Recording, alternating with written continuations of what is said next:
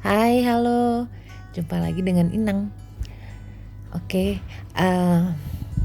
kali ini Inang mau mencoba sharing tentang telepati. Jadi sempat ada sedikit chatting begitu dengan salah satu kawan, menanyakan gimana sih konsepnya si telepati itu gitu ya. Mungkin kaitannya dengan sekarang ada fenomena bahwa kita yang manusia bumi ini tuh melakukan telepati dengan makhluk luar angkasa. Oke, jadi begini konsepnya, nanti tinggal dikembangin sama teman-teman ya. Karena ini berdasarkan pengalaman seorang Sofi. Telepati itu kan arti katanya sendiri itu tele dan pathos atau path dalam bahasa Inggris, yang artinya tele itu jauh, pathos itu rasa ya. Jadi bagaimana rasa itu terkoneksi secara jarak jauh. Jadi kalau ada telepon berdasarkan menghubungkan suara jarak jauh, kalau ini menghubungkan rasa walaupun berjarak jauh. Tapi ya gak jauh-jauh juga sih, maksudnya ada yang bisa memang jauh banget, ada juga yang ya gak terlalu jauh secara jarak tapi itu terjadi. Jadi kisahnya begini teman-teman, pengalaman Inang ketika kita sudah mulai menerima ya bahwa kita memerlukan sebuah perubahan dalam hidup yang sifatnya tentang kayak konsep-konsep jiwa dan ketuhanan gitu ya, tentang konsep logos itu. Nah, Inang memulainya dari pengalaman mengosongkan pola-pola di kepala tentang baik buruk, tentang menghakimi, sudah tidak menghakimi gitu ya, mulai seperti itu. Maka kebisingan itu kan berkurang tuh, baik di dalam rasa ataupun di dalam kepala, juga di dalam tubuh. Nah, dalam kondisi hening yang adalah zero itu, titik nol itu, biasanya kita lebih peka terhadap frekuensi tertentu. Kala itu kejadiannya begini, Inang tuh baru mengenal konsep higher self. Jadi ada sesuatu yang adalah kita sendiri tapi dalam kesadaran yang lebih tinggi dan dimensi yang lebih tinggi begitu. Kemudian kita bisa untuk terkoneksi dengan itu asalkan dengan konsep kosmologi itu frekuensi kita kena. Nah, kalau teman-teman percaya bahwa segala sesuatu yang ada di semesta ini adalah ada energi, frekuensi dan vibrasi, berarti segala sesuatu itu terdiri dari unsur itu. Ada energinya, ada frekuensinya, ada vibrasi. Nah, si patosnya, si rasanya ada di mana? Rasa itu memiliki frekuensi. Rasa itu mengandung frekuensi ya.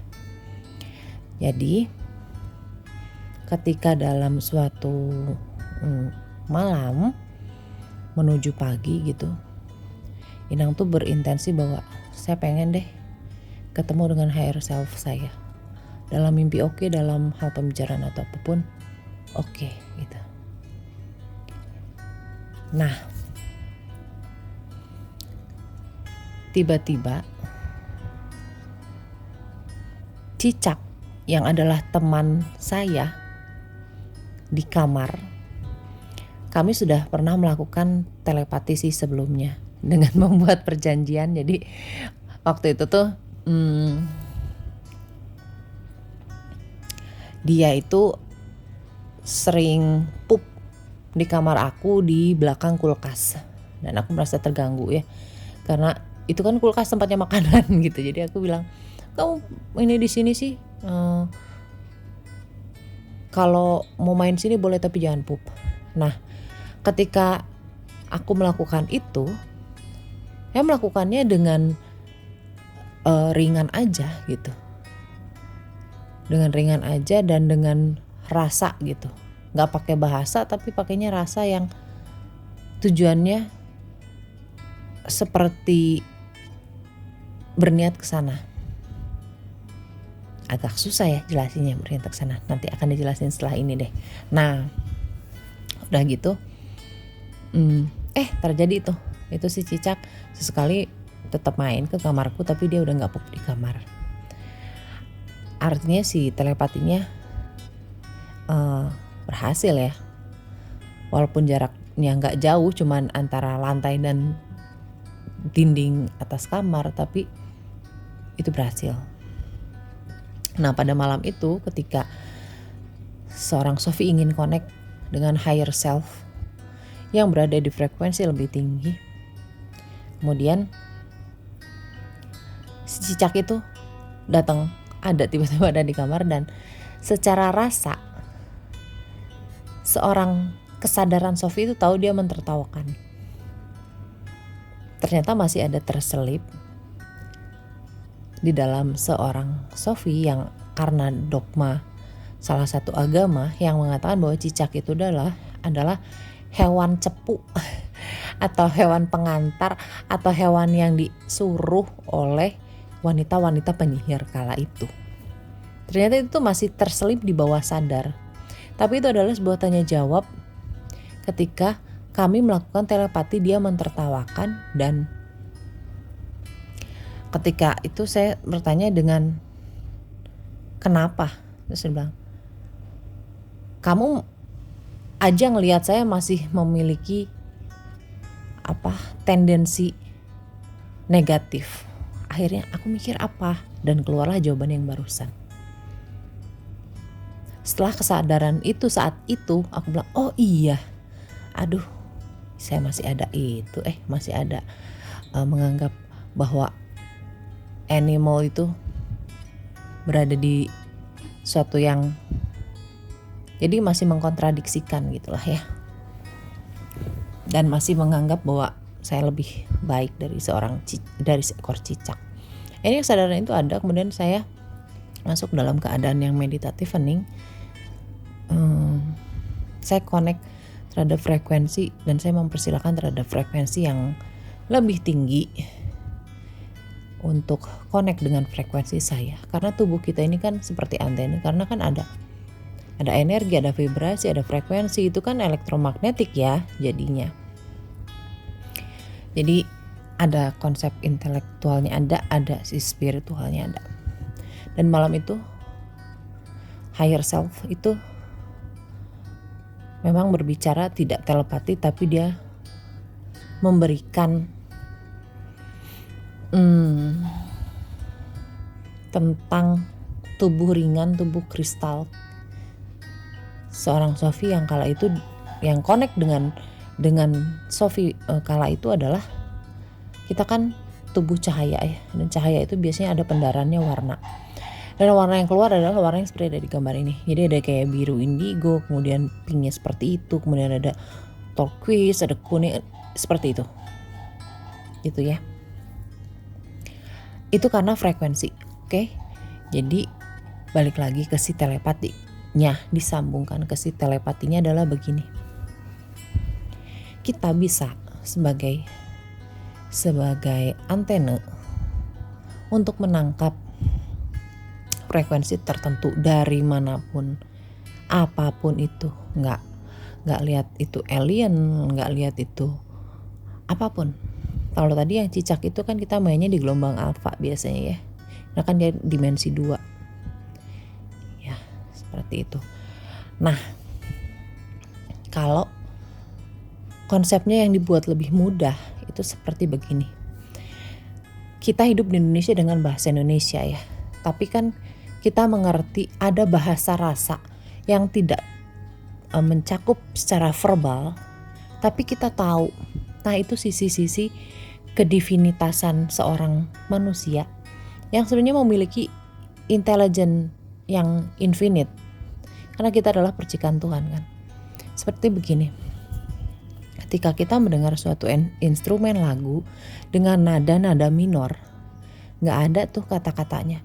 Tapi ketika kita mendengarkan lagu itu sesuai dengan apa yang kita rasa saat itu, kita bisa tahu, oh ini lagunya sedih.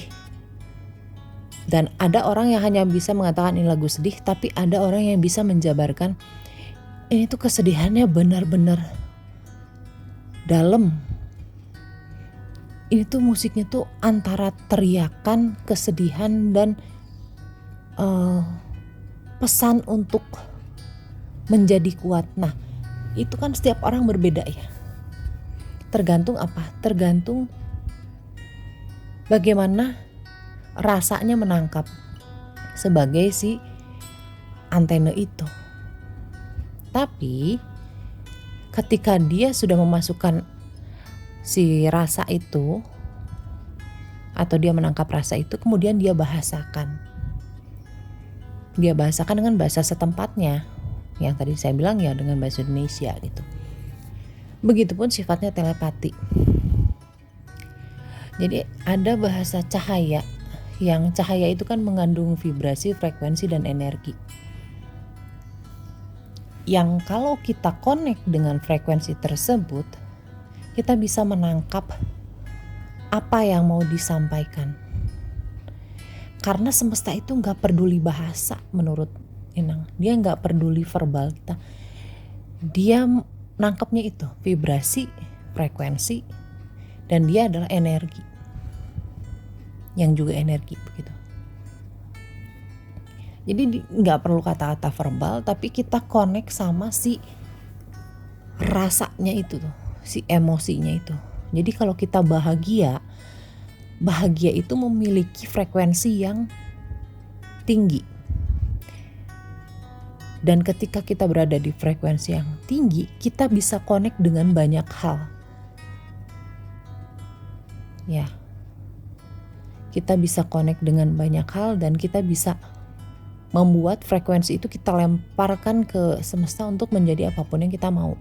Nah, kalau konsepsi telepati ini berlaku sama.